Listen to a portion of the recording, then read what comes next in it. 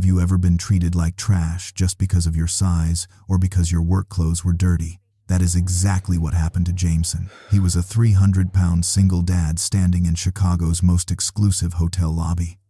His heavy boots were caked in fresh mud. His t-shirt was soaked in sweat. Beside him, his 8-year-old daughter was terrified, hiding behind his massive leg. The arrogant senior manager, Caroline, was screaming at security. She wanted them thrown out onto the freezing street right then and there. She thought she had won. She thought she was untouchable. But here is the thing. By the end of this very night, Caroline would be crying. She would be begging to keep her job, because she had no idea who she just kicked out. Before we start the story, let me know down in the comments where you are listening from today, wishing you good health and peace.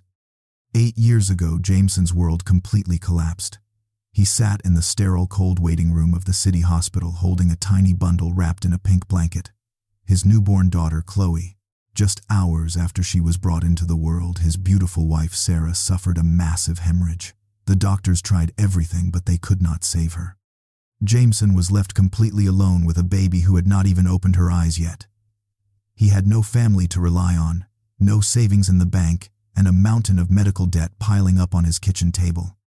But Jameson did not have the luxury to grieve. He had a little girl who depended on him for survival. He was a day laborer carrying bricks and mixing cement for 15 hours a day. Because he could not afford daycare, he had to strap Chloe to his chest in a worn-out baby carrier. He would walk onto the dusty construction sites, the deafening sound of jackhammers and drills surrounding him, while he gently rocked his daughter to sleep against his chest. His meals consisted entirely of 50-cent instant noodles and whatever scraps he could find in the break room. He gave every single penny he earned to buy the best formula and the warmest clothes for Chloe. But the grueling labor and extreme stress took a heavy toll on his body. 3 years into raising his daughter, Jameson was diagnosed with a severe adrenal disorder caused by chronic exhaustion. The doctors prescribed him a heavy dose of cheap generic medication to keep him alive. It worked, but it came with a brutal side effect.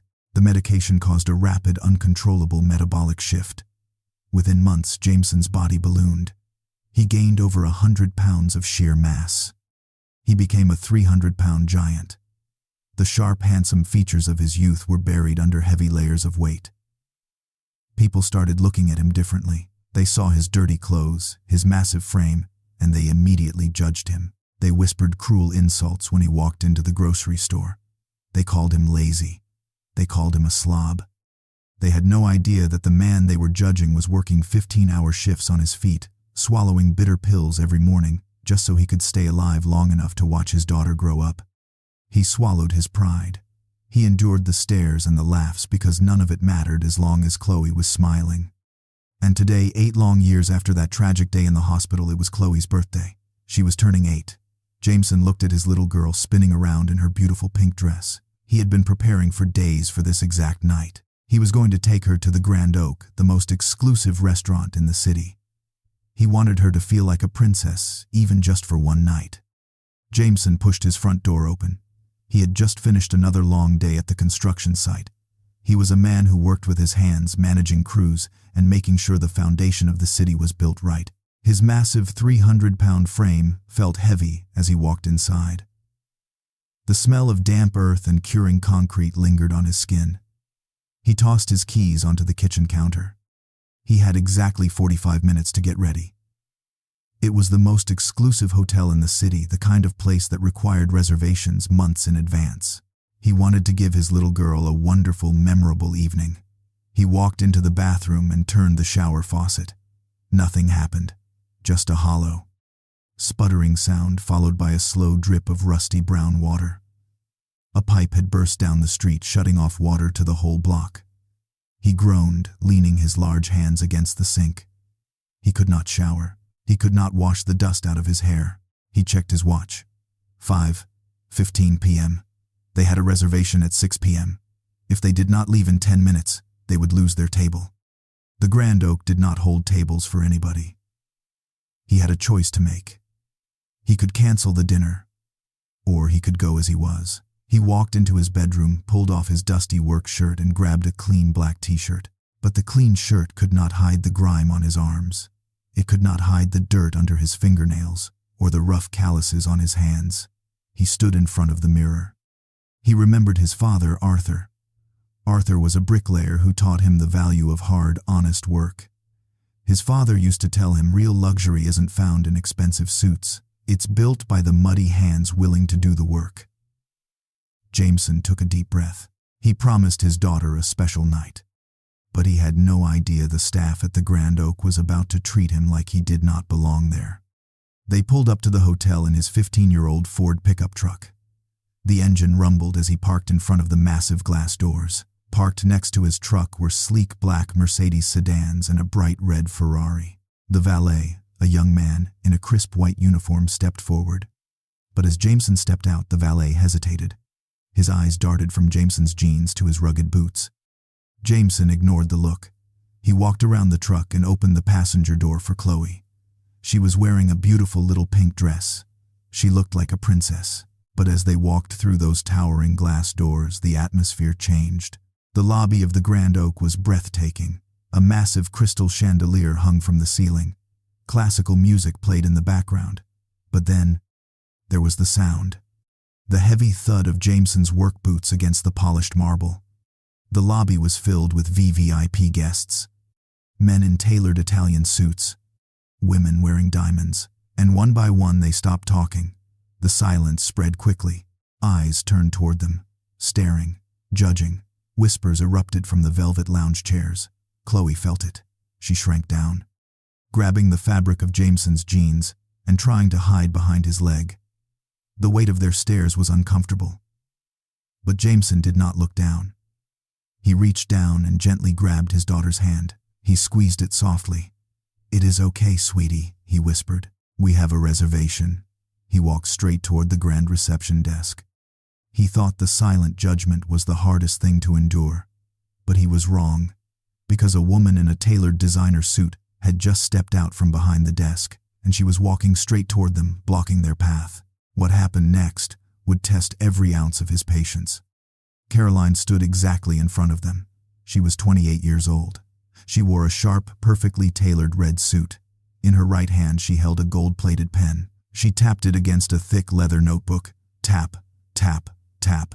The sound was rhythmic and annoying. Her sharp eyes scanned Jameson from the top of his head down to his boots. She raised her hand slightly, using 2 fingers to delicately cover her nose. She let out a fake, quiet cough. "May I help you?" she asked. Her voice was ice cold. Jameson cleared his throat. He kept his massive hands relaxed. "Yes, ma'am. I have a reservation under Jameson. Dinner for 2. Caroline stopped tapping the pen. She looked down at the tablet resting on the reception desk. She saw the name. The reservation was valid, but she slowly shook her head. "I am afraid there must be a mistake. We cannot seat you tonight." Jameson frowned. He squeezed Chloe's hand gently. "There is no mistake. I booked it 3 weeks ago. 6 p.m.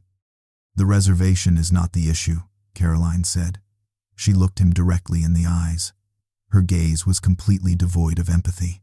"The issue is our dress code. The Grand Oak requires our gentlemen guests to wear a jacket and a tie. We do not allow a dirty t-shirt." Jameson looked around the lobby.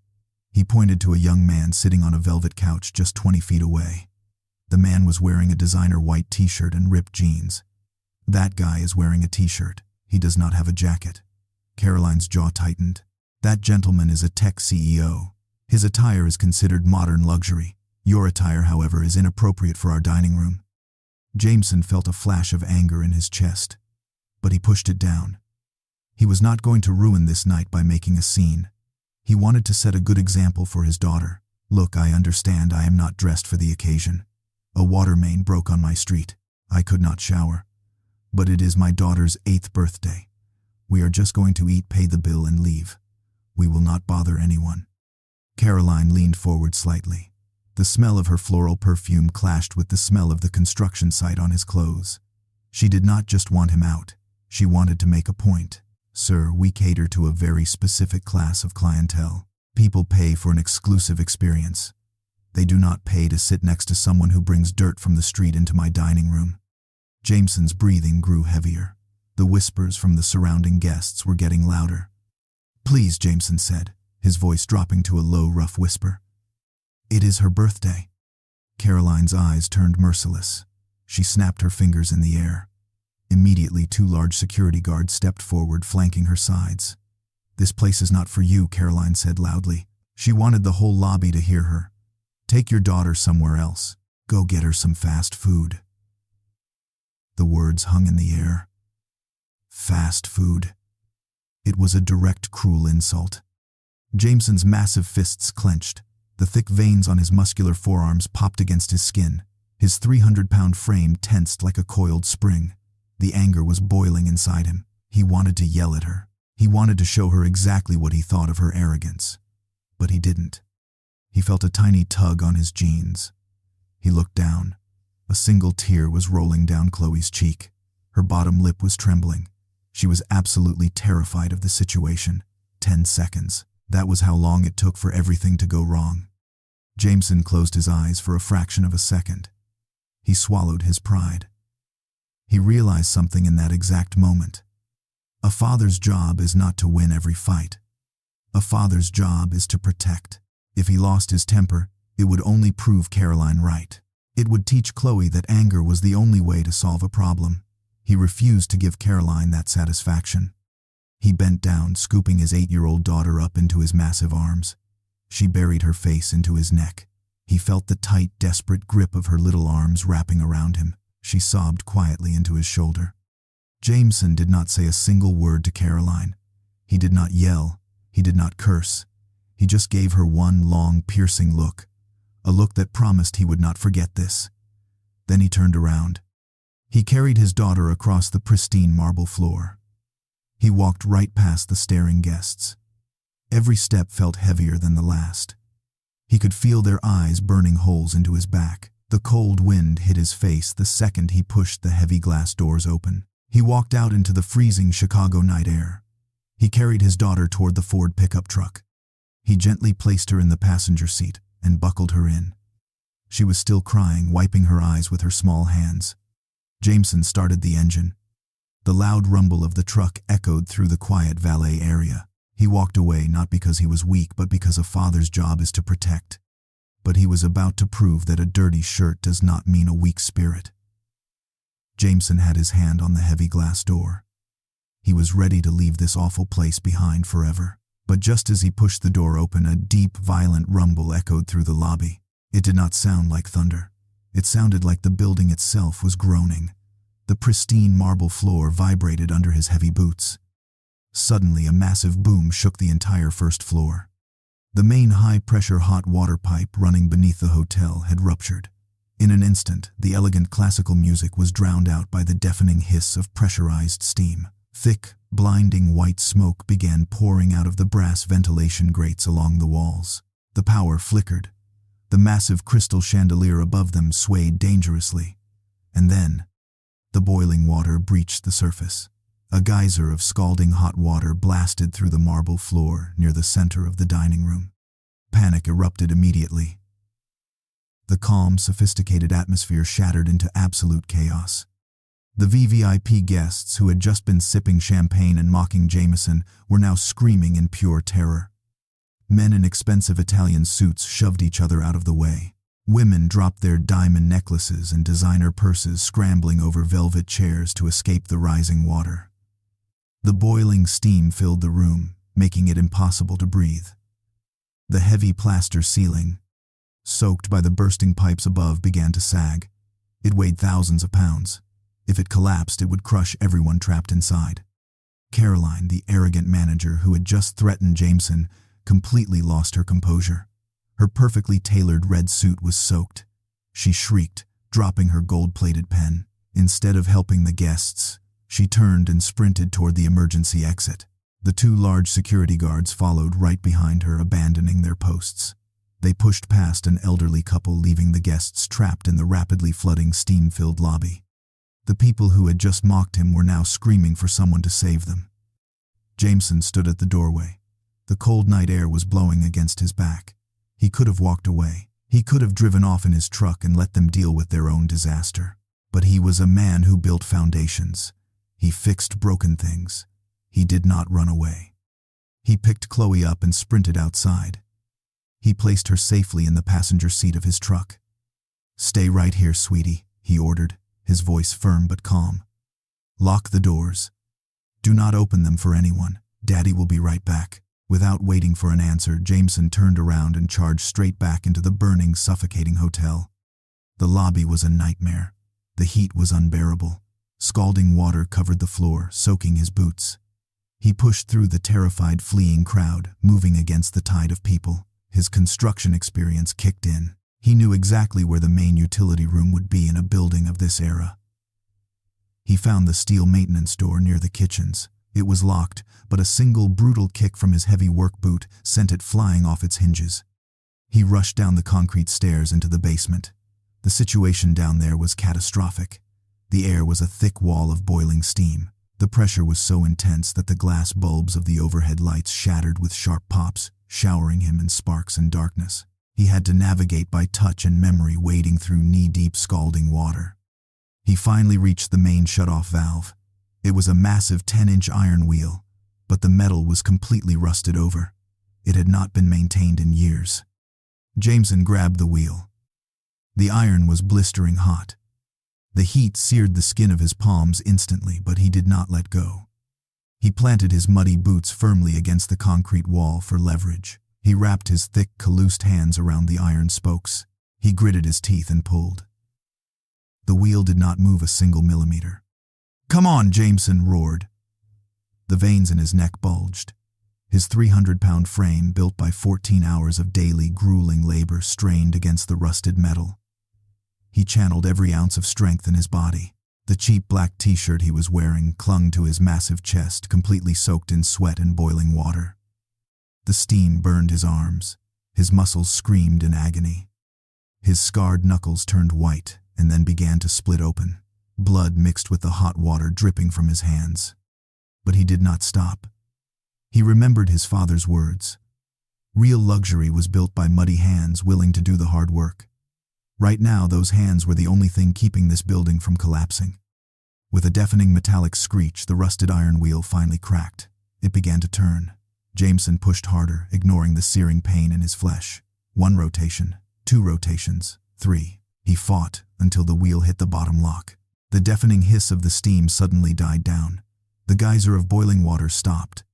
He was breathing heavily, leaning his forehead against the cold concrete wall. His hands were bleeding and burned. His clothes were ruined, but he had done it. He wasn't just fixing a pipe. He was holding the entire hotel's fate in his bare hands. Sirens wailed in the distance. The flashing red and blue lights of the Chicago Fire Department illuminated the night sky. The hotel lobby was a disaster zone, but the water had stopped rising. The guests who had escaped were shivering outside on the sidewalk, wrapped in emergency blankets. Caroline was among them, her red suit ruined, complaining loudly to anyone who would listen about how the hotel had failed her. Suddenly, a black armored SUV skidded to a halt in front of the hotel. A tall, sharply dressed man in his late 50s jumped out. It was Richard, the CEO of the Grand Oak Hospitality Group. He had been rushed over from a board meeting across town. He looked completely frantic as he ran toward the building. Caroline immediately stepped out of the crowd to intercept him. She wanted to control the narrative. "Mr. CEO," she cried out, putting on a distressed face. It was a total disaster. The main pipe exploded. I evacuated the guests as best as I could, but there is a crazy man inside. Some massive, dirty construction worker ran down into the flooded basement. He is probably dead by now. Richard stopped dead in his tracks. His face went completely pale. A construction worker, massive. In a black t-shirt, Caroline nodded, looking confused. "Yes, a filthy guy who brought his kid here. I tried to kick him out earlier because he was violating the dress code, but—" "You did," what Richard gasped. His voice shook with absolute horror. He did not wait for her to finish. He shoved past her and sprinted into the steaming, flooded lobby. The firefighters were just arriving, but Richard ignored them, running toward the basement stairs. Down in the dark, flooded utility room, the firefighters found Jameson. He was exhausted, leaning against the cold wall. Paramedics rushed in with flashlights, wrapping his severely burned hands in sterile gauze. Richard came sprinting down the concrete stairs, splashing into the ankle-deep water. He stopped in front of Jameson, completely ignoring the firefighters. The CEO of the most prestigious hotel group in the city looked at the dirty, bleeding man, and then he did the unthinkable. Richard bowed his head deeply. "Sir Richard," said, his voice trembling with deep respect, "I am so incredibly sorry. The maintenance crew failed. I had no idea you were coming tonight. We would have shut the whole place down for you." The paramedics stopped wrapping Jameson's hands. The firefighters stared in shock. Upstairs in the lobby, the situation was being brought under control. The VVIP guests were being escorted back in to collect their belongings. Caroline stood near the grand staircase, waiting to give her official report. She watched as Jameson walked up from the basement. He was escorted by a dozen firefighters and paramedics. His hands were bandaged. His clothes were torn and covered in grease. Caroline crossed her arms, a smug look on her face. "I told you he was trouble," she muttered to a security guard. She stepped forward, ready to have the police arrest him for trespassing in a restricted area. But then Richard emerged from the stairwell. He was walking slightly behind Jameson, not leading him, but following him. It was a position of complete submission. Caroline frowned. "Richard, sir, I can call the police to have this man removed." "Shut your mouth, Caroline," Richard snapped. His voice echoed through the ruined lobby. The entire room went silent. The VVIP guests turned to watch. Richard turned back to Jameson. "Sir, my car is waiting outside. We will take you and your daughter to the hospital immediately." Caroline felt her stomach drop. Her heart started pounding against her ribs. She looked at Richard, and then at the massive, muddy man standing next to him. "Sir," she whispered. "Why are you calling him sir?" Richard turned to her, his eyes blazing with fury. "Because, you absolute fool, this is Jameson. He is the chairman of the holding company that bought a majority stake in this hotel last week. He is your boss. He is my boss. He owns every single brick in this building." The silence in the lobby was deafening. The wealthy guests who had stared at Jameson in disgust earlier now looked at him with sheer terror. The tech CEO, who had been sitting on the velvet couch, slowly backed away. Caroline's face turned the color of ash. Her mouth opened, but no words came out. The gold-plated pen she had retrieved slipped from her fingers and clattered onto the marble floor. The realization hit her like a physical blow. The man she had just insulted, the man she had just kicked out into the freezing cold, was a billionaire, and he had just risked his life to save her workplace. The man she called trash actually owned the ground she was standing on. An hour later, the lobby was secure. The fire department had cleared the smoke, and the police were taking statements from the staff. Caroline stood shivering in the corner, clutching an emergency blanket. She was waiting for Richard, hoping she could somehow talk her way out of this nightmare. Richard marched over to her, his face a mask of cold, professional fury. "Mr. CEO," Caroline stammered, stepping forward. "I know how this looks, but I swear I was just following protocol. We have a strict dress code. I was trying to protect our VVIP guests from being bothered, and when the pipe exploded, I went to get help." Richard stared at her in disgust. He pulled out his tablet and turned the screen around. It was playing the security footage from the lobby. "Protecting the guests?" he asked softly, though his voice was dripping with venom. The footage clearly showed Caroline shrieking, dropping her pen and sprinting for the exit. It showed her pushing an elderly woman out of the way just to save herself, leaving everyone else trapped behind. Caroline's face flushed bright red. The undeniable proof was staring her right in the face. "You did not go to get help," Richard said, putting the tablet away. "You ran like a coward. You abandoned your post. You abandoned the people who pay your salary. And to make matters worse, you spent the evening degrading the very man who owns this company." "Sir, I did not know," Caroline pleaded. "He was wearing a dirty t-shirt. How was I supposed to know he was a billionaire?" "That is exactly the problem," a deep, rough voice interrupted. Caroline froze. She slowly turned her head. Jameson was walking toward them. His hands were heavily bandaged, and his clothes were ruined, but he walked with the undeniable authority of a leader. Richard immediately stepped aside, giving the chairman his space. Caroline looked at the floor, unable to meet Jameson's eyes. "Sir, Mr. Chairman, I am so sorry." Jameson looked down at her. He didn't look angry anymore. He just looked disappointed. "You are not sorry because of how you treated me. Jameson said quietly. "You are only sorry because you found out how much money I have." Caroline swallowed hard, trembling. She opened her mouth to argue, but Jameson raised a bandaged hand. "You judged me because my hands were dirty," Jameson continued, his voice calm but piercing. "You thought my muddy boots made me less of a human being. But let me tell you something, Caroline. The people with dirty hands are the ones who build the world. The people with dirty hands are the ones who fix the pipes when they break.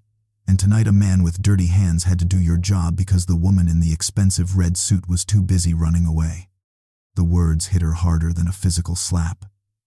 The deep truth in his statement shattered her arrogance completely. She realized with absolute horror that her entire worldview was wrong. She had spent her whole life worshipping expensive clothes and looking down on the working class, but when disaster struck, the expensive clothes did nothing. The working class saved her life. Richard Jameson said, turning to the CEO. "Handle this." Jameson didn't even look back at her. He turned and walked away, heading toward the entrance where his daughter was waiting for him. Richard looked at Caroline, his eyes completely merciless. "You are fired effective immediately," Richard said coldly. "And I will personally make sure your name goes on the industry blacklist. You will never work in hospitality in this city again." Caroline collapsed against the wall, sliding down to the wet marble floor. She buried her face in her hands and began to sob uncontrollably. She had spent her entire career judging people by their clothes, but now her own uniform was being stripped away forever. She was left with nothing but the haunting memory of the man she called trash, the man who had shown her what true value looked like. By midnight, the chaos had finally settled. The Chicago Fire Department had completely secured the building. The VVIP guests were relocated to other luxury hotels, but not before they all watched Caroline being escorted off the premises by security. Her termination was just the beginning of her nightmare. Richard, true to his word, had placed her name on the industry blacklist. The story of her abandoning guests during a crisis and insulting the company's owner spread through the hospitality network like wildfire. No luxury hotel would hire her. No fine dining restaurant would even look at her resume. Caroline's savings were completely depleted. The designer red suits were sold to a thrift store just so she could make rent. With no other options, the woman who had spent her entire life judging the working class was forced to take a job as a late-night janitor at a run-down, grease-stained fast food joint on the outskirts of the city. It was a miserable, stormy Tuesday night. The rain was pouring down in heavy sheets, violently hitting the large glass windows of the diner. Inside, the fluorescent lights buzzed loudly. Caroline wore a cheap, ill-fitting polyester uniform that smelled permanently like stale French fries. She was holding a dirty mop, pushing a bucket of gray soapy water across the sticky tile floor. Her hands, which used to hold gold-plated pens, were now blistered and raw from the cheap cleaning chemicals. She stopped for a moment, leaning heavily against the mop handle, fighting back tears of humiliation. She hated this place. But more than that, she hated herself for what she had become. Suddenly, the bell above the front door jingled. A massive figure stepped out of the freezing rain and into the brightly lit diner. He shook the water off his broad shoulders and folded his umbrella. Beside him was a little girl in a yellow raincoat, holding tightly onto his large hand. Caroline froze. The blood drained completely from her face. Her heart stopped beating for a full second. It was him. It was Jameson and his daughter Chloe. They had just stopped in to grab some late-night milkshakes to escape the sudden storm. Caroline panicked. She immediately turned her face away, pulling her ugly visor down over her eyes. Her hands trembled so violently that the wooden mop handle slipped from her wet fingers. It crashed onto the hard tile floor with a loud, echoing smack. Jameson stopped at the counter. He turned his head at the sound. His sharp eyes immediately recognized the woman standing near the restrooms despite her pathetic uniform. He saw her shrinking back against the wall, trembling in absolute terror and shame. Caroline closed her eyes, bracing herself for the humiliation. She knew exactly what was about to happen. He was a billionaire. She had treated him like absolute garbage. Now he was going to laugh at her. He was going to point out her filthy uniform, mock her minimum wage job, and make sure everyone in the diner knew how far she had fallen. She deserved it. But the mocking laughter never came. Instead, she heard the heavy, rhythmic thud of his boots walking toward her. She squeezed her eyes shut tighter. Then she heard a soft splash as Jameson reached down into the dirty water and picked up the wooden mop. "Chloe, go ahead and order a chocolate milkshake for us," Jameson called out gently to his daughter. "Okay, Dad," the little girl replied, happily running to the counter. Jameson turned back to Caroline. He held the mop out to her. He did not look at her with anger. He did not look at her with pity either. He just looked at her with a quiet, profound understanding. "Take it," Jameson said softly. Caroline slowly opened her eyes. Her hands were shaking as she reached out and took the mop from his massive, calloused hands. I am so sorry," she whispered, her voice cracking as the tears finally spilled over her cheeks. "You can laugh at me. I deserve it. I am exactly where I belong, in the trash." "Look at me, Caroline," Jameson said, his deep voice commanding but completely calm. She slowly raised her tear-stained face to meet his eyes. "8 years ago, I didn't own a hotel," Jameson said quietly, leaning against the plastic booth next to her. "My wife died in a hospital bed and I was left with a newborn baby. I didn't have a penny to my name. I strapped my daughter to my chest and walked onto a construction site. I breathed in toxic dust for 15 hours a day. I ate instant noodles for dinner so I could afford to buy milk for my child. I scrubbed floors, I hauled bricks, and I cleaned up other people's messes. I was a lot poorer than you are right now." Caroline stared at him, completely stunned. "And you know what I learned," Jameson continued, pointing at the mop in her hands. "I learned that there is absolutely no shame in honest labor. The dirt on your boots and the grease on your shirt do not define the value of your soul. A mop is just a tool to clean the floor. It doesn't make you a lesser human being." Caroline began to sob openly. The weight of his words was crushing her, not with cruelty but with overwhelming grace. "When I became wealthy, the expensive suits didn't make me a better man," Jameson said, stepping closer. "Just like my dirty work clothes didn't make me a lesser man. The only true shame in this world is letting your heart rot beneath expensive silk. You let the luxury of the Grand Oak blind you. You forgot how to treat people like human beings." "I was so blind," Caroline cried, wiping her face with her rough sleeve. "I am so sorry. I am so sorry." "I know you are," Jameson replied. "Not because you lost your fancy job, but because you finally understand what it feels like to be judged by the uniform you wear." Jameson reached into his pocket and pulled out his leather wallet. He didn't pull out a $100 bill to throw at her out of pity. Instead, he pulled out a crisp white business card with a gold-embossed logo. He handed it to her. "What is this?" Caroline sniffled, looking down at the card. "That is my private office number," Jameson said. "The Grand Oak is opening a new location next month. We need people who know how to work hard. When you finally learn how to respect that mop in your hands, when you learn how to respect the people who do the jobs nobody else wants to do, call me. I will give you a second chance." Caroline stared at the card in absolute disbelief. The man she had treated like human garbage was handing her a lifeline when the rest of the world had thrown her away. She clutched the card to her chest and wept, completely overwhelmed by his mercy. Jameson didn't wait for a thank you.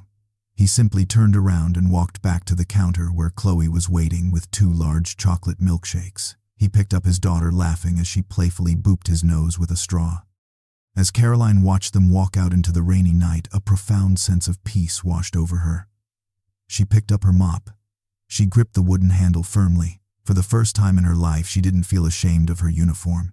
She started mopping the floor, putting her back into the work with a new sense of pride. Jameson's story is a powerful reminder that true strength isn't found in revenge.